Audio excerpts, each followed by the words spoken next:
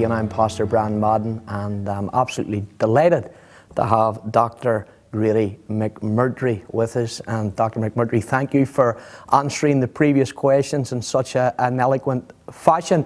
May I be permitted to continue? Because the next question is something that is fascinating for me, and something that's fascinating for my young daughter, who's constantly having debates in her school with her science teacher. And the question is this: evolutionists will claim that no human has ever saw a dinosaur. So may I ask you, what is the truth about dinosaurs and humans? Well, I want to build on our previous conversation that I grew up on the campus of the University of California, Berkeley. Yeah. Now, when I was not in public school, the government-run schools, learning about evolution, and that's all they taught me in the 1950s, I can assure you, was evolution only. But when I was not in the government school learning about this as a child, I used to spend my time in the paleontology laboratories at the University of California, Berkeley, and I was learning about dinosaurs and fossils and evolutionary theory when I was only in elementary school, and learning from PhDs. And so I learned about those things so well that by the time I hit the 3rd and the 4th grade, they used to borrow me from one classroom to the other in the California public school system, and I used to teach the other children about dinosaurs, fossils, and evolutionary theory, because I knew more about it than the teachers did. And that's absolutely a true story. And so, obviously, I grew up thinking in terms of evolution, dinosaurs. No person ever saw a live dinosaur. Yes, yeah. They had died out long before we came along, supposedly in the evolutionary timescale. And I grew up teaching that. However, today we clearly know that that's not true. We have all kinds of evidence that proves, first of all, if we think biblically, dinosaurs and their relatives are mentioned 11 times in the Old Testament. So dinosaurs and their relatives. Now that includes marine reptiles, such as the Leviathan is mentioned 5 times in the Bible. The description of Job 41 is clearly a large marine reptile. Yeah. Behemoth, mentioned in Job chapter 40, verse 15 and on, is clearly a large air-breathing, land-dwelling dinosaur recorded after the flood. Psalm 91 speaks of a dragon in many translations, Russian translation, Portuguese translation, some English translations. And dragon is just the ancient word for dinosaur. Yeah. Remember that the word dinosaur did not come into existence until Sir Richard Owen named them that in the UK in 1841.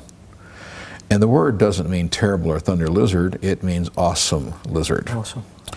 And he named them awesome lizards because in 1841, Sir Richard Owen believed that they were part of God's awesome creation. However, we also find them mentioned in Isaiah. Now, one reference to Leviathan in Isaiah, but we also find 2 to flying reptiles, flying serpents, flying dragons. Again, it depends on the translation of the language that's being used. And so we have the references that they were created on day 5, Genesis 1:21.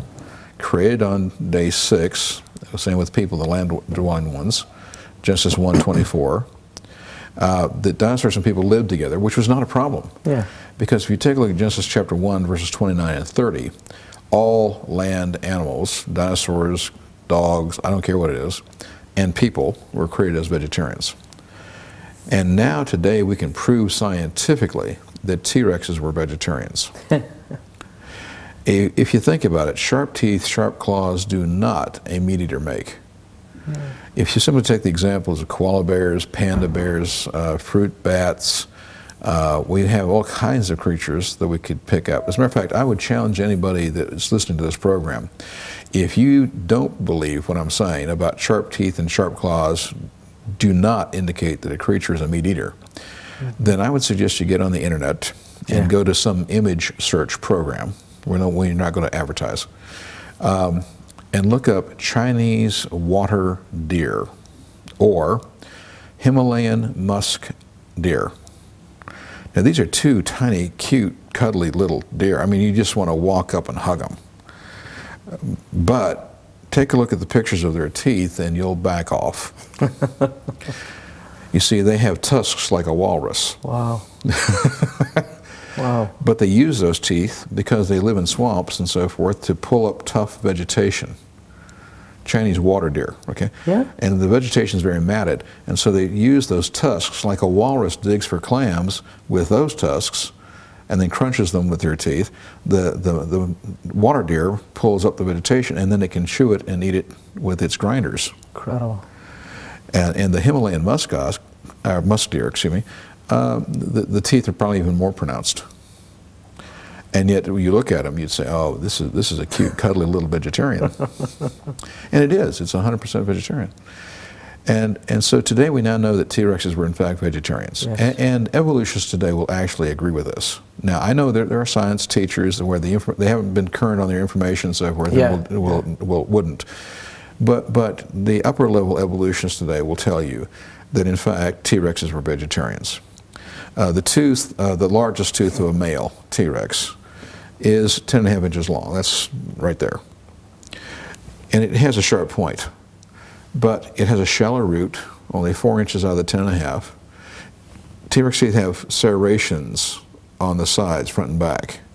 Now those serrations are not necessary for eating meat. They are necessary for cutting through thick, fibrous, tough vegetable material like celery, or eating palm fronds or something like that. And recently we found fossil grass in a fossil T-Rex. Again, did people ever see dinosaurs? Well, the Bible tells us that they were created with people, that they lived with people to the flood, and God sent them to Noah. God sent one pair of each unclean kind that lives on dry land and breathes air through nostrils. Yeah. That's the requirement. So there were no fish on the ark. There were no whales on the ark, of course. There were no insects that were sent to him. And aren't you glad he didn't take termites? I also find it very difficult to believe that you could have 2 elephants on the ark without some fleas, but nonetheless, that's another story. But there were no amphibians, because insects and amphibians survived on the floating debris of the flood and were not sent to Noah. Only those creatures that live on dry land and breathe air through nostrils. So that eliminates the insects and amphibians. What you would have is only the dry land reptiles, because some reptiles live in the water, but only dry land reptiles. Dry land mammals, again, you don't need whales, but you would need horses. You would have the birds, and you would have 8 people. But this would include dinosaurs.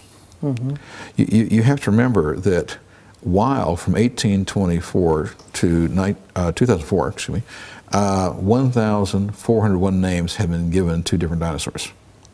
People think that there's thousands of them, but really only 1,401. However, in 2004, evolutionists and creationists came to an agreement when they again realized themselves that, atheists always want to get immortality. Did you ever notice that? They don't believe in God, but they always want immortality. Yes, of course, And how does an atheist get immortality? Well, when you find something, you name it after yourself. Well, that's how evolutionists and atheists get immortality. And so what had happened was somebody had dug up a baby and named it after themselves, and then somebody dug up an adolescent and named it after themselves, and then somebody dug up an adult and named it after themselves. And we had 3 and as many as 4 names for the same dinosaur. And so the list was, in 2004, reduced back to 668. However, some recent discoveries have added a couple to that. However, of those, you can easily group them into 50 to 55 different kinds. Now, what did God send to Noah? 1 pair of each kind. Correct? That's correct, yes. So you would only need 100 to 110 animals that are called dinosaurs, 50, 55 breeding pairs, on the ark to get all the dinosaurs you'd ever need, and then reproduce afterwards. And we have the 9 references to dinosaurs or their relatives after the flood. Yeah. However, we also have reliable human history of people and dinosaurs living together. Now, for example, the Old Testament has these references, and the Old Testament closes, as we sometimes say, approximately 400 BC. At that time, there's an incredibly important Greek man who is an evolutionist, but he is so important he's called the father of history. His name is Herodotus. And in his writings, Herodotus writes about flying reptiles. Yeah. Well, that sounds very much like Rhamphorhynchus in his description, which is a small flying reptile that we know of from the fossil record. 100 years later, for example, Alexander's leading his armies towards India, and they see dragons. If you're going to be a serious student of the Bible, you must read the first century Christian historian, the Apostle Luke. But if you're going to be a serious student of the Bible, you must also read the first century non-Christian historian, Flavius Josephus. And Josephus also records flying reptiles, that they lived in Arabia and Egypt and migrated and so forth. And what's really intriguing to me about Josephus's account, and he's considered to be an excellent historian, in his rendition, he records that they lived in holes in the ground but flew through the air, and the description of them is very much like Rhamphorhynchus, the small flying one. But I find this interesting that it was only a few years ago when we found what I might label as fossil dinosaur burrows. We've actually found where small dinosaurs dug holes in the ground, like foxes, you know, and lived in dens in the ground. Now, Josephus records this 2,000 years ago, but we didn't find it until recently. So, unless his imagination is incredible, what he's really recording, I think, is real things, and then we're only finding out now that he was right, you know. But there are many other references to this. But Marco Polo describes large two-legged dinosaurs in China 700 years ago. In 1611, a very famous year in the UK, we actually have the official court records of the Emperor of China hiring a royal dragon feeder. Now, I think that you will agree with me, in the Orient, especially Japan and China, so dragons are ubiquitous in literature, lore, etc. Anybody who's ever eaten at a Chinese restaurant has probably seen a placemat with the Chinese calendar, which is a 12-year cycle of 12 different animals. I find it depressing. I was born in the year of the dog. But I've never had a problem with it. And, you know, but think with me for a second. There are 12 animals in the Chinese zodiac. 11 of them still exist today. The 12th is the dragon. But if the other 11 were real at the time that the zodiac came into existence, why wasn't the dragon real? Of course. And we have found creatures. There's a find of a new dinosaur species we found in Hell Creek in the Dakotas in 2003. The nickname is Dragon King. Not Tyrannosaurus rex, but Dragon King. The technical name is Dracorex hogwartsii, obviously named after the Harry Potter movies. But when you see the skull of the creature, it would be the quintessential shape of a dragon head, you know. So you can easily see that while, of course, most dragon stories are myth, we must remember that myth always starts in reality. Always starts in reality. Whether it's the unicorn from an animal like a deer or an antelope with one broken horn, or the Norway or whatever it is, myth always then starts in reality, from a single horn to the unicorn and so forth. Well, these stories, obviously many mythological in Southeast Asia, but are based in people having seen, having remembered real, large reptiles. If we go to 1484, in the UK there's a printer named William Caxton. He publishes a book talking about how there was a dinosaur that lived in northern Italy. Now that's 500 years ago. In 1572, we have the records of an Italian scientist actually describing an encounter with one of these creatures that the description, at least, fits about a 9 to 10 foot long dinosaur we know of from the fossil record by his description. In 1496, the cardinal, Christian cardinal of Carlisle died, Richard Bell, buried in the floor of the cathedral as the custom. His tomb on the top of it has, as you know, and my mother was an Anglophile, and she was an addict about British cathedrals. Well, they're very famous for their brass rubbings. Well, there's a brass plaque on Bishop Bell's tomb which clearly shows two long-necked dinosaurs. That's 1496, 500 years ago.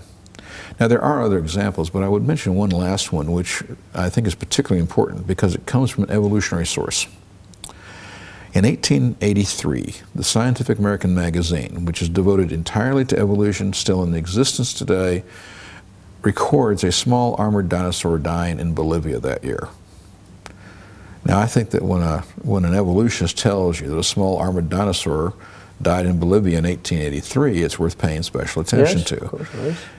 Now, it shows you that people and dinosaurs did coexist, that people do remember seeing them and did record them. And there are others. And when you take a look at the great epic poetries like Beowulf, for instance, and you take a look at some of the antagonists of this literature, you suddenly realize, well, this is a pterodactyl by description in an epic poem. And I would also point out to you that not only have we found fossil dinosaurs and fossil other things, we have now today found mummified dinosaurs. We have found dinosaur flesh. I mean, serious, real dinosaur flesh. This has been verified even by totally evolutionary universities such as Harvard. Wow. We have found the flesh in at least 5 different dinosaur skeletons on 3 different continents. T-Rexes, hadrosaurs, and so forth. This is impossible for this material to be 68, 70 million years old. Of course it is. You know, you're familiar with canning, as we call it, or preserving things in jars or cans. And I don't know, maybe your mom, your grandmom, maybe she made preserves in glass jars. But think with me for just a second. You can something. I don't care, corn, beans, whatever it is, and put it up on a shelf. Now leave it there for 20 years. Don't ever open it. There is no microbiological, no decay of any kind going on inside because there's nothing alive inside.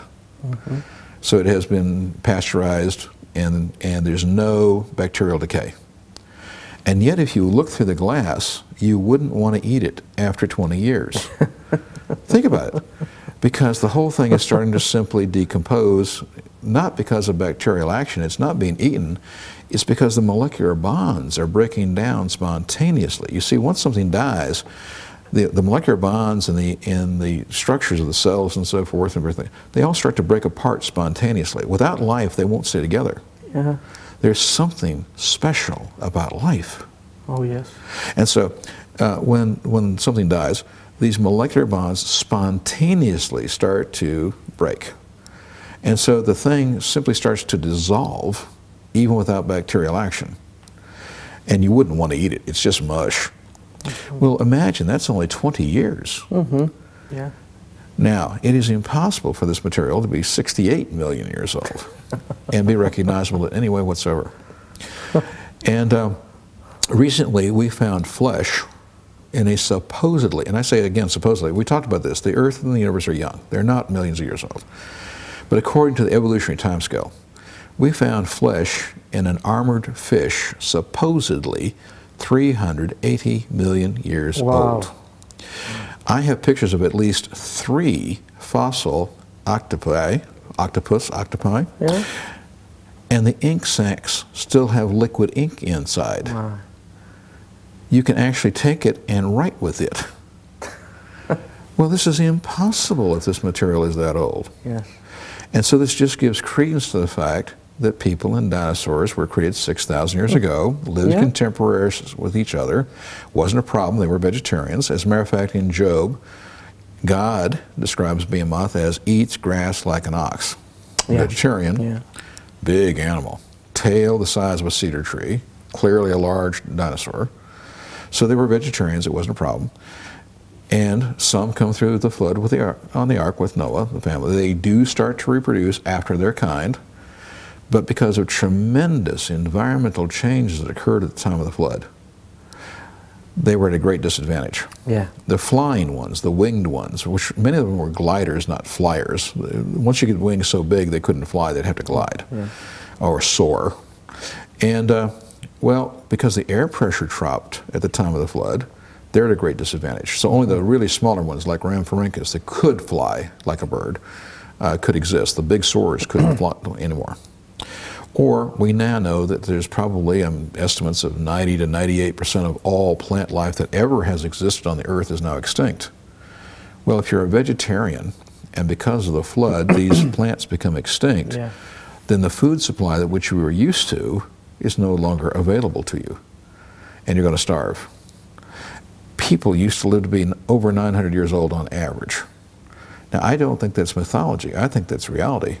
I wrote a chapter in my book. I produced a DVD in which I talk about 19 medical and scientific reasons which, taken in combination, would allow people to live to be 900 years old under the environmental conditions that existed at that time. Now, those conditions either don't exist today or they exist to a lesser extent.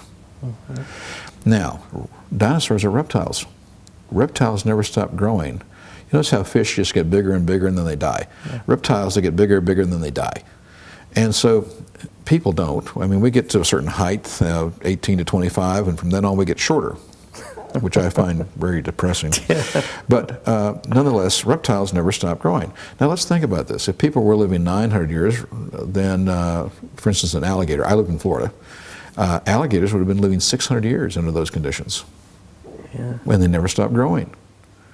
And we have found fossil crocodiles, fossil alligators in Brazil, in North Africa, reaching lengths of 50 feet. Wow. But they aren't that big today, but if you let them grow longer, they would be. So there's lots of ways in which you can kind of think about this. But what happened to the dinosaurs is slowly, gradually, people hunting them. I mean, let's think about this for a second. Which would you rather eat?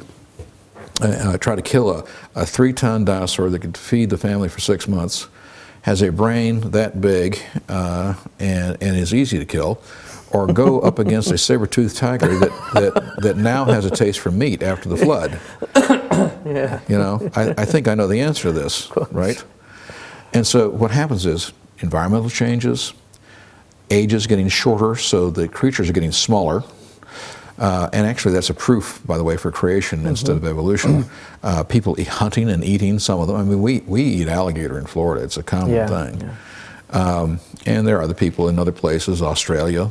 Some people eat certain kinds of reptiles and so on. And so because of environmental changes, lack of food supply, change in air pressure, hunting pressures, whatever, slowly and gradually, dinosaurs became extinct. You know, one kind here, one kind there, over centuries of time, but people did live with them. They did record events with them.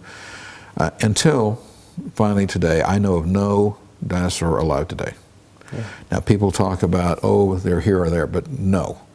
Scientifically speaking, we have no evidence that dinosaurs exist today, but we do have historical record that they lived until recently. Yes. And I mentioned about size too. If you think about it, evolution says things get bigger, better, faster, smarter over time.